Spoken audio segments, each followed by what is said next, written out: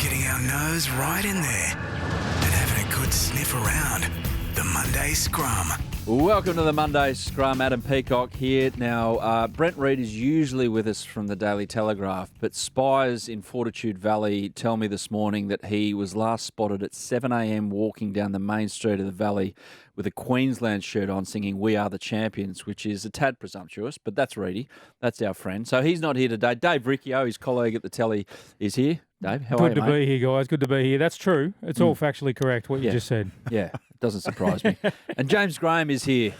I'm not sure he's 100%, but how can you be after Magic Round? James, I'll ask you, physically, mentally, what state are you in? How's your soul? The batteries are, on about 75% of their recharge. But that's good. I think I'm coping. But it sounds like I'm in a much better position than Reedy is. And look, I can't confirm or deny the story of Brent Reid, and I'm willing to accept what the version of events that have been presented to me in the past minute or two.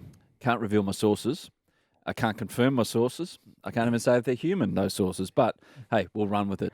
How was it, though, Jimmy? Was it fantastic. Such a great atmosphere there. You walk down Caxton Street, you see jerseys from every football club that's ever been, and that have ever been.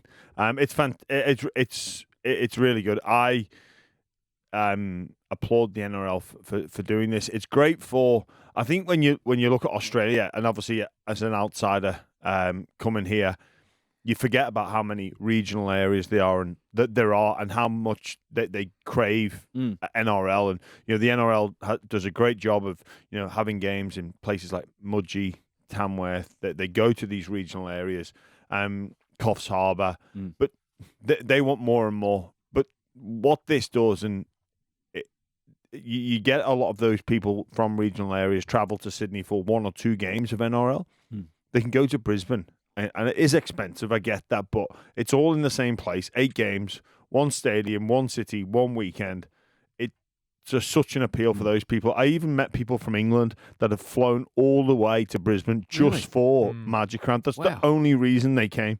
They were such rugby league tragics, and they were like, well, we'll just come just for this. Rather than come and visit Sydney and see 2 or 3 games over the space of a couple of weeks. They just come for the weekend. It was fantastic. And that's been rubber stamped, hasn't it, guys, with the NRL extending their negotiation and contract with the Queensland government through until 2027. And I think what Jimmy's saying spot on. It is really a festival for the game and a celebration for the game on showcasing it to so many fans that don't get an opportunity otherwise to go to the game and watch stars, not necessarily from your own club, but from rival clubs that as footy fans, you just like to watch unfold. I thought the colour in the stands and it reminds me a little bit of the Auckland Nines setup on where it's dress up and it's come in themed different costumes and all the different jerseys and colours but it's better than the Auckland Nines. It's so much more than that. And I'm with Jimmy. It's been nothing but a success for the NRL. I thought you were going to say something. Sorry, I know. Let's keep it going. Brisbane all the way.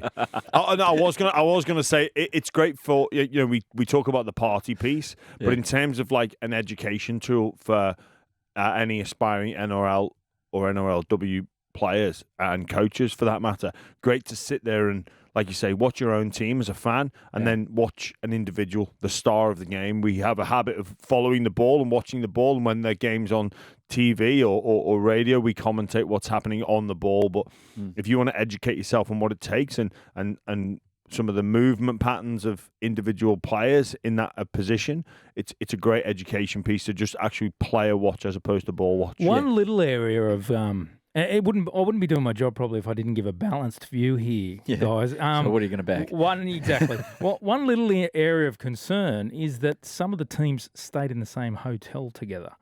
Now, the last time we had that was in Las Vegas, and we had a bit of a brouhaha. And I thought the NRL could have learnt from that. We had 2 clubs that I know of stay on the same level, same floor at the same hotel. Jimmy, you're a past player. What do you reckon? You like that? I You're wouldn't about care. to play. You're about to play. Oh, to play the same team. Yes. That's You're about that's to probably you're about to play against each other, and you're swapping if you've scrambled eggs at the buffet. If you've got, well, each team would have their own team room, you'd hope, and they would eat separately.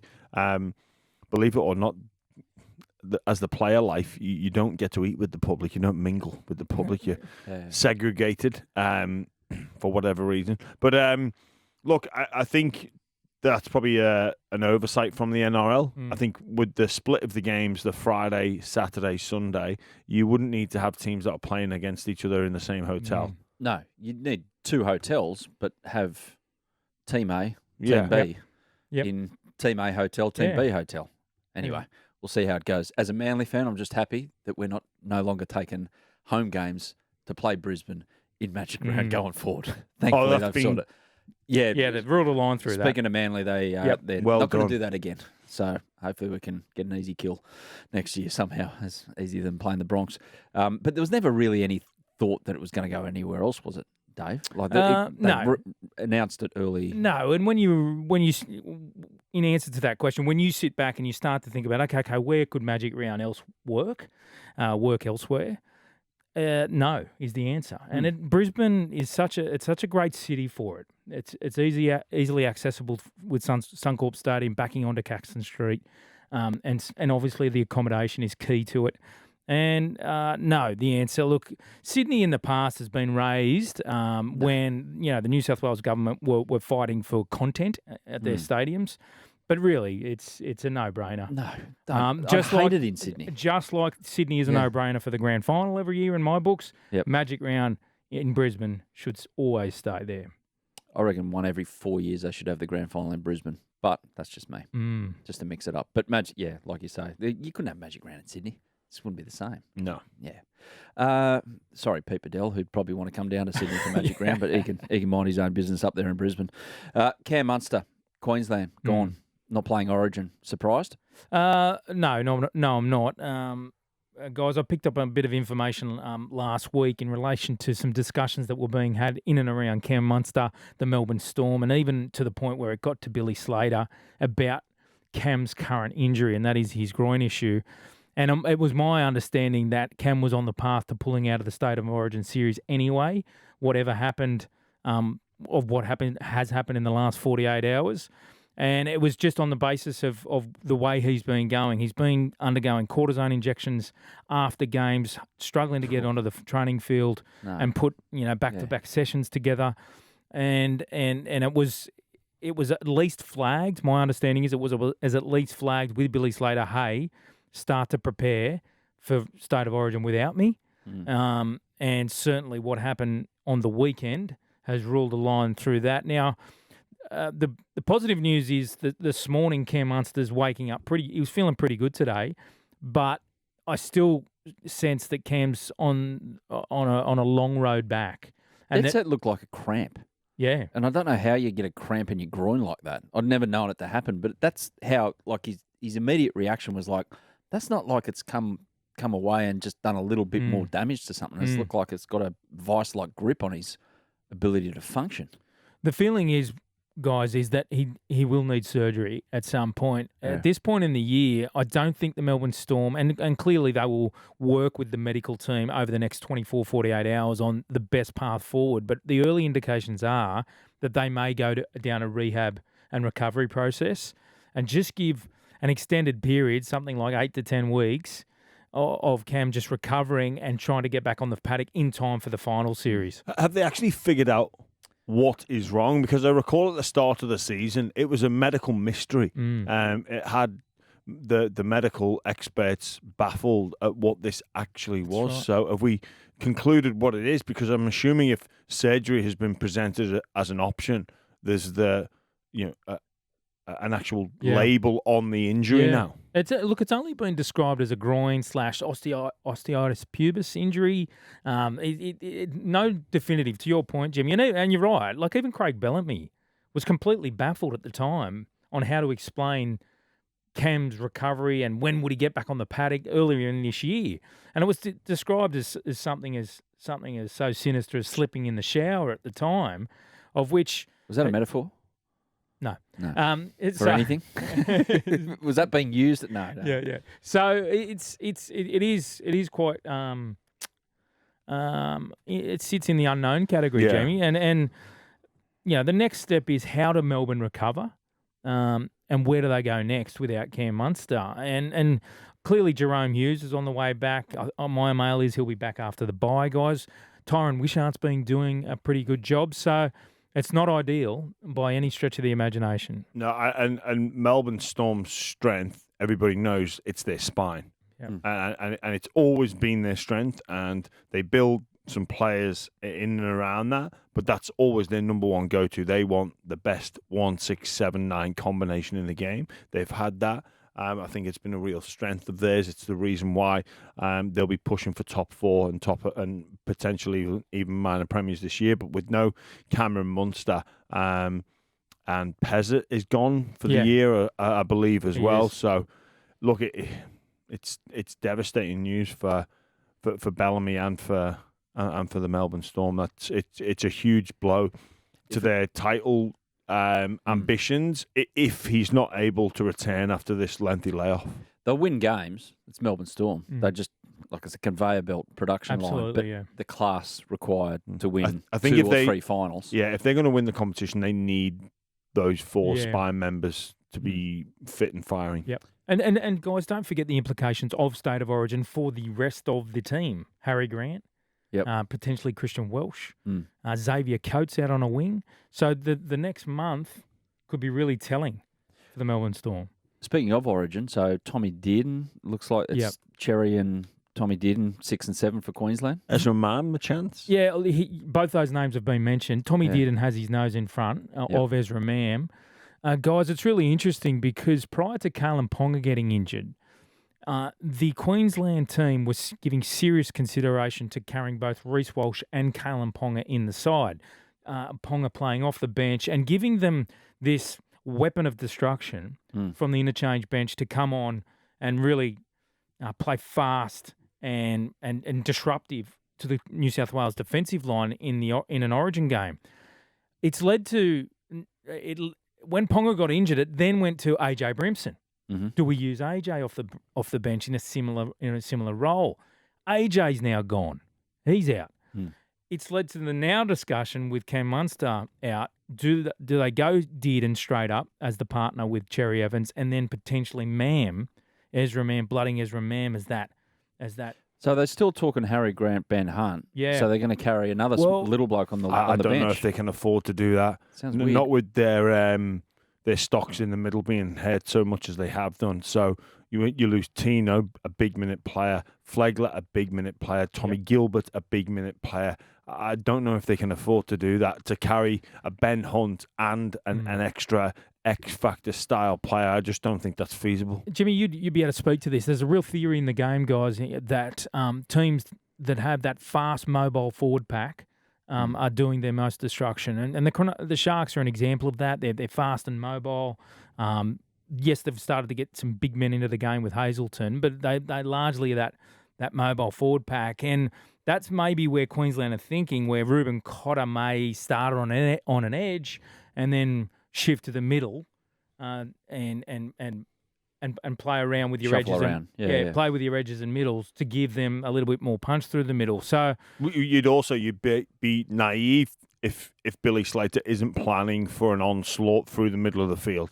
Like, it's where most games are won or lost anyway. But I think in this particular game, especially game 1, where New South Wales are going to be short of spine and creativity because of the players that are not available to them, and where Queensland are now a little bit more vulnerable considering those injuries. So they'll need to shore their stocks up and prepare for New South Wales to come through the middle. So how you counteract that mobility, I don't think you counteract that by having only 2 specialist middle forwards on the bench if you were to go down the route of Hunt and another X-Factor style player. Sam Walker in discussions at all? It hasn't come up in my conversations, mate. Like, there's no denying Walker's capabilities and ability as a player. He's a special talent.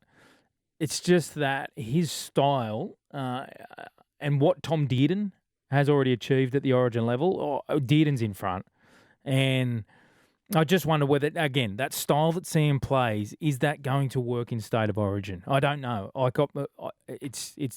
We'll only know when he gets that opportunity. But it's probably the big question on can he rein it in and then go play that freelance footy that we see in a State of Origin game. The play that puts Tommy Dearden in front for me is the chase back tackle on Selwyn Coa. Oh, the 100-metre. Oh yeah. Oh, that's the type of play. But Sammy would do that if you give him the opportunity, or you give it a go. Tommy Dearden did it. He did it. Yeah, that's right. He did it. It's on his record. So with that's those are the sort of effort areas that you look.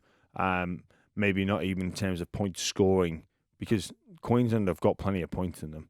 But it's those type of plays that set people apart. And when we talk of Origin and those Origin moments, Origin style plays, Tommy Dearden has the standout for me in the entire competition to start this year. Interesting though with the Queensland 7. So Cherry Evans is their captain. He's walk-up start. There's no way in the world he's missing this series.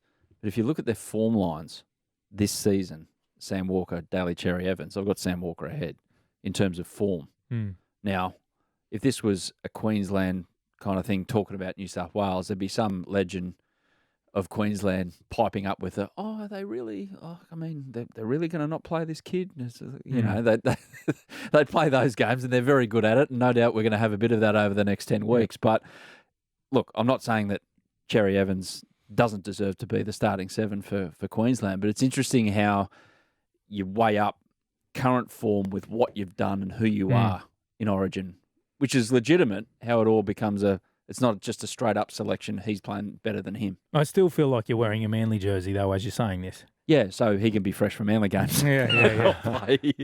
Not play that. Well, we haven't got to Nico yet. You're going to say that about the Sharkies, main man, well. Look, I hear what you're saying, but once Daly Cherry, he's been there. He has done this time and time again. He may not be in blistering form, is what you're suggesting, but he's done it before. The amount of times he goes into that Origin arena and he's arguably player of the series. He's done it time and again. Well, Manly have had one good year in the last 10. And Cherry has had more of those in Origin. That's right. So, yeah. Anyway, hopefully he'll be there, no question. Queensland have some selection issues. And just quickly wrapping up the Origin chat, because we'll get to more of it next week when we do know the teams. 5'8" for New South Wales and Sua'ali'i. Those two issues. Dave, any news floating about? As far as 5'8" are concerned, look, it's Mitch Moses is just pushing uphill. I know you can say it. Yeah. Triple M, you're allowed to drop the... He is pushing shit uphill. Yeah. Thanks. Swear as much as you like. Yeah. And look, he's going to try and play this weekend. But so the key with Michael Maguire, guys, is let's pretend we're Michael Maguire. Oh, okay. All right. Yep. Well, he swears. So start dropping F-bombs. Yeah. Okay. For fun. So let's pretend we're Michael Maguire. This is his first State of Origin series, and he wants to put his imprint on the Blues. He wants to set new standards. What do we stand for? What's our goals? What's our mission this next 10 days in camp? What are we going to do? Right? Not talk to the media. So, yeah, that's a good start. So is he going to pick a player that may not get going in the first day, second day of training, third day? He wants players from day one that are going to be ready to rip and tear and get their game on under his new systems. And I just don't think Mitchell will be able to do it. And that leads me down the path of Luai and or Cody Walker. Cody Walker? Yeah. Despite South's going like absolute bastards. Knowing that Madge has coached him before. Yep. Knowing that for that very reason, what I just said, Magic knows exactly what Cody Walker's going to be like on day one. And throw the form out the window that he was man of the match in Origin 3 last year. He has played with Nico Hines in the All-Stars previously. So I think there's some credit for Cody Walker. It's just a matter of whether they want to go to Luai, who the questions are, what has he done in the Blues jersey that says just pick me again, keep picking me again? That's the question. Could say the same about Nathan Cleary. You wouldn't pick him? No. But what has he done in a Blues jersey? You know what I mean? He hasn't won a series off his own bat. Yeah. And he will. Yeah. Body holding up. Yeah. He will one day. But no, I get your point. But Luai there is that question mark, Yeah. but it's the discussion around what a player and the reputation is. And again, hang on a second. He's put his finger up to the cheek, where that's the thinking finger. it's a deep think going over here. Here we go. And the He looks brow like is furrowed. a 15th century philosopher right He now. does. He James does. Graham. This is going to be good. Okay. Nah, you know what? It's a tough one to split between. I think Moses, no. But when I've been of the mindset of Hines, Luai, but you've made a very strong case for Cody Walker. Ooh. And especially Riccio, well considering the Maguire. And it's made me rethink about when Adam put to the start, or put it to us at the start, about pretend you're Michael Maguire. I'm pretending to be Michael No, that was Maguire. Dave who did that. Oh, was it? Yeah, sorry. Sorry, not I'm only at 75%, remember. You're getting Yeah, I'm three-quarters thinking, of the thing if I'm right. Michael Maguire now, what do I do? Good point. Yeah, there's questions about left side, right sides, the halves and whatnot. But Cody plays on the left. Nico can swing both sides. As I said, they have played in the All-Stars together. They don't go into this camp unrecognisable. Yep. Shaking hands for the first time. Hello, I'm Nico. Hello, I'm Cody. There's none of that. But yeah, Jerome's doing everything he can too. Right? He was sensational on the weekend. Yeah, exactly. And Joe as well. Like I'm not a believer in this whole he's going to rugby next year, so rule a line through him. Well, He's trying to win a series. I am. Why? Really? Because He's trying to win a series. No, yeah, Pick the best players. No, I get all that. But State of Origin needs to stand for something so much more. So New South Wales are on this path of trying to convince everyone that the New South Wales jersey means just as much to what Queenslanders see their jersey. And if Michael Maguire's to set a bar of having players that are deeply committed to not only the jersey but the game, I don't pick Joseph Suaalii. I think it needs to be held at such a level of respect and desire and a jersey that makes you decide whether you want to stay in the game or not. Okay. I get that. However, the caveat. For game one, if you've got a selection issue and it's 50-50 between two guys, maybe it rests on that. Yeah. Fair enough. But you get to game 2 or 3 and you open up the cupboard of outside backs and you go, geez, we're a bit bare here, but there's a pretty fresh guy playing pretty well for the Roosters. Yep. We need him. All of a sudden, the rule becomes... It's a bit like Latrell last year. Wasn't there that discussion about Freddie wanted everyone fit for day one? All of a sudden, Latrell for one of the games wasn't quite ready. I think it was Latrell. Wasn't quite ready, but we'll still pick him and he won't train for the first 5 days. So out the door went that rule. Yeah. That's why you got to be hard and fast on it, Adam. Now, I want the next Joseph Suaalii to go, hang on a sec, I'm not going to play Origin. Do I really want to go to rugby? Like if Joey's told us his dream is to play for the Blues. He's told us that. So I want the next guy with a dream to play for the Blues know that he's not going to play State of Origin if you decide to go to rugby. Let the game stand for something more than just, sweet, come and play, but off you go as well.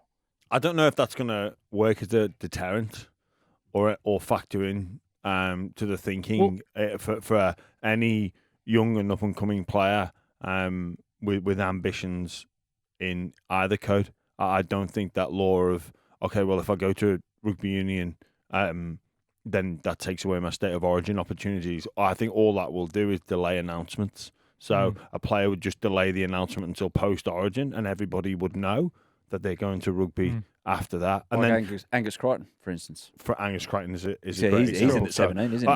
And then also, I think Suaalii will come back to our game. Is he allowed to play when he comes back? Because he's been. And I think Michael Maguire needs to block out the noise and forget what people say in terms of it means more to Queenslanders than what it does to New South Welshmen. I don't think that is true. Speaking to people in and around the game, that's the noise that comes with the territory.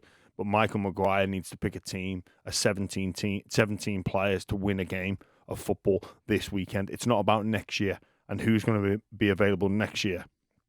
That argument is presented, but that is BS. You need to win this in 10, 15 days time, whenever it is. It'd be good to have a bit of clarity over it. wouldn't it? Instead of just going case by case each year. Yeah. I don't know how. Well, that's what it is. How it changes. I mean, it is. It is case by case. I just, I'm not going to repeat myself. I feel like, the game has a responsibility to believe that they are something more than the other codes.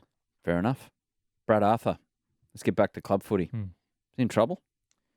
That Magic round, in my opinion, that second half was as bad as what happened in Darwin against the Dolphins. Yeah. Well, it was the most. It was the biggest differential of the entire weekend. We saw some pretty classic matches across the entire weekend, and the Eels just dropped the ball completely. Is he in trouble? I believe he is, because of the results. And the one thing that Brad Arthur I know is that after 11 years in charge, he will know when he's starting to lose the finish line. Lose sight of where they're supposed to be getting to. And at this point in time, there's performances that are just few and far between. I'll go back to last week. They had the opportunity to beat Brisbane. And Brisbane were there to be beaten at CommBank Stadium, and the Eels just couldn't close it out. And there was just so much discussion about effort. It was a really good effort by the Parramatta players. It's not good enough for me. This is the NRL. You got to get results. And the only caveat to that, guys, is that where do the Eels go next? And that's what I believe Brad's been given every opportunity to turn this around. We got Souths this weekend. What are you trying to say? Well, it's a huge game. It's right? looking like a spoon derby at the moment. Like it's a spoon battle. Is it not? The way things are going. And I know Para won a few more games, but Yeah, look, it's been a very disappointing year for the Eels. You look at Brad Arthur; he was under pressure the year they made the grand final, whether or not he would be retained. About a month out before finals, it was, is this man the one that's going to continue to move us forward? They made the grand final. I think that bought him some time. Didn't make the 8 last year. I think the 8 was the pass mark this year for me. And obviously, coaches will present to boards and talk about the impact of Mitchell Moses being out injured. Like, there's nothing you can do to control that. But every team's had injury issues this season. So I think the big standouts are the second half performance in Darwin and in Magic Round. So the one thing that's probably saving Brad at the moment is the fact that there isn't a glaring candidate out there that's out of work going, pick me. Yeah. Or is there anyone in the Super League that's kind of going really well, apart from old mate Sammy, but he looks to be staying over there for a while. But Willie Peters is doing a fantastic job at Hull KR. They've just signed, I think he's just signed a new 4-year deal to continue on coaching there. But what we all know, if the NRL is to come calling, that he would likely come back. I think as well, there's no glaring obvious candidate in terms of an experienced coach. There's no Cam Serraldos of the world at the moment that stand out in terms of that next cab off the rank assistant coach where everyone's going, Jason Riles is the only one, Jimmy. Yeah. But he's tied to Melbourne at the moment. He is, but obviously now the situation has changed there. With Coach Bellamy going again. Change yearly. Yeah. With Bellamy. Like, does he get his head turned and go, maybe I will go if approached? Yeah. He's probably the standout. I'd forgotten about him. Yeah. But yeah, he'd be the standout in terms of next cab off the rank in the assistant coaches. One of the key, outside of Brad Arthur, one of the key things I think the Parramatta Eels need to seriously start to consider is tapping and cleaning up the roster. I think that they can't make significant moves in the market now. They've signed Zach Lomax with the current squad that they've got, and I don't see how you can affect change without being able to manage your recruit and retain. And they're super heavy in Clint Gutherson, Mitch Moses, Junior Borlo, Regan Campbell-Gillard, Zach Lomax. These are big money players, and if you see how much investment in those players they have, then look at the rest of the squad. It thins out really quickly. Like their outside backs, it's not star-studded or elite or threatening. And so I think some cleanup of the cap needs to happen at Parramatta. so they can identify those problem areas that they do have. Yeah. Would someone like Matheson and Sevo be on a significant chunk of money? So, even you look at Campbell Gillard and Junior Borlow, two really good front rowers, but is it too much money invested in two of them? Yeah. Like maybe the next person that comes in would have to make a choice. Yep. And there's no right or wrong choice there. Maybe the right choice is another team that would be willing to pay the full freight of either of those two. Well, the irony of that is the team leading the competition has Oregon Kafusi, who was let go by Parramatta, leading the Sharks up front with tall Tom Hazelton. Yeah. And if you put their salaries together, they still wouldn't get to Regan Campbell-Gillard or Junior Borlow's individual salaries. Wow. I like how you called him Tall Tom as well. Is that what he's been known as? Mind you, he's got a lot of nicknames. Like they've got he's a legend down there. Hamlin Welle, the god of Goulburn. Hamlin Welle, the god of Goulburn. They've still got some significant money within their middles in terms of Toby Rudolph, Hamlin Welle. They've got Adam Fanua-Blake joining the club next season. And the role, the importance of strong middles is imperative to any team that wants to go after competitions. We look at Liotta and Fisher Harris, with Spencer Lanu coming off the bench for them and Isaiah Yeo in the middle. So we know that there is success behind.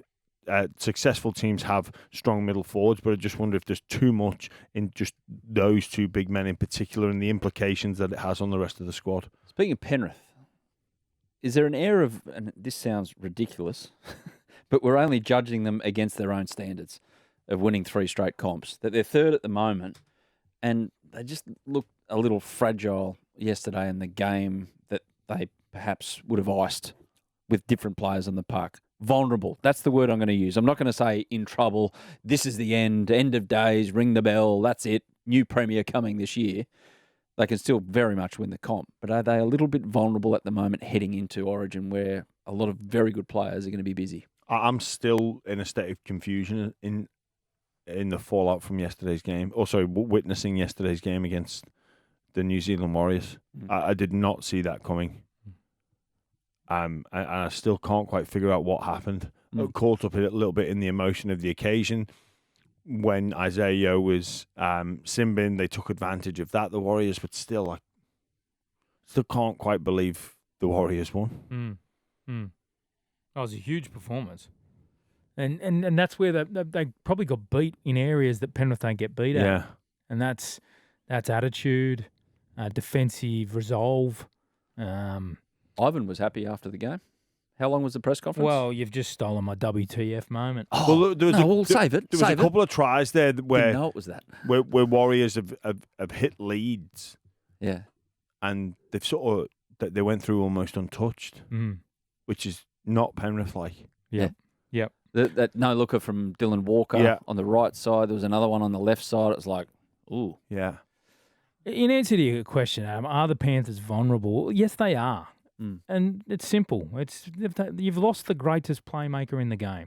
He's out of the side, and that's going to rattle the fans. Don't understand or appreciate how much influence Nathan Cleary has on that football team. He's effectively another coach on the field, and to lose him, to take him out of the team, it's going to have a major impact. It just needs some adjustment time at Penrith. They've got way too much talent to be considered. But well, also, Dave, just to back your point up, he's out, but then his replacement Snyder is out as well. Sure. So they bring in young Jack Cole, which is again different to Snyder not being there. Last year they had Cogger to cover Cleary when he was away. So this is an even greater change that they've gone through in the past. Yeah, and this is the one that hasn't really been spoken about, and it's Stephen Crichton. I think his loss, when Api Coruscant left Penrith, I thought that's going to bring Penrith down. I thought that's huge. And to their credit, no way in the world did it change them. But the Stephen Crichton loss is huge for me. I just think, and we're seeing it at Canterbury, I think he's in the running for Captain of the Year the way he's going, Stephen Crichton. And you talk to coaching staff of the Bulldogs about what Stephen Crichton brings to that team. Again, he's like another coach on the field, off the field, sets every standard. And I just wonder whether Stephen Crichton's loss at Penrith is of such significance that now the Panthers are starting to see the impact of. Let's you preempted it just before there, Dave. Let's get into this. Now, the WTF moment. Dave, what's your WTF moment of the week? Well, you touched on it, and maybe Jimmy's calmed me down a little bit because he's so confused about Penrith's performance, and maybe their head coach was just as confused. However, we spoke at the top of the show about Magic Round being such a promotional vehicle for the game, an opportunity for fans to get closer than ever before to their stars, teams that they don't get to watch. And so when we get to the press conference and Penrith fans and or fans that have just got to Magic Round and want to know what happened with Penrith, why did they, in answer to James Graham's question, what happened there? Well, head coach Ivan Cleary comes up with a press conference that lasts 2 minutes 16 of yes, no, no thanks, no, don't want to discuss it.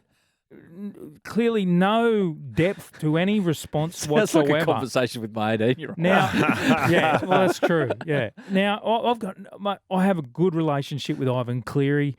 I have no issue or beef with him whatsoever, which is probably why I'm even more strangely disappointed that on this weekend that just happened.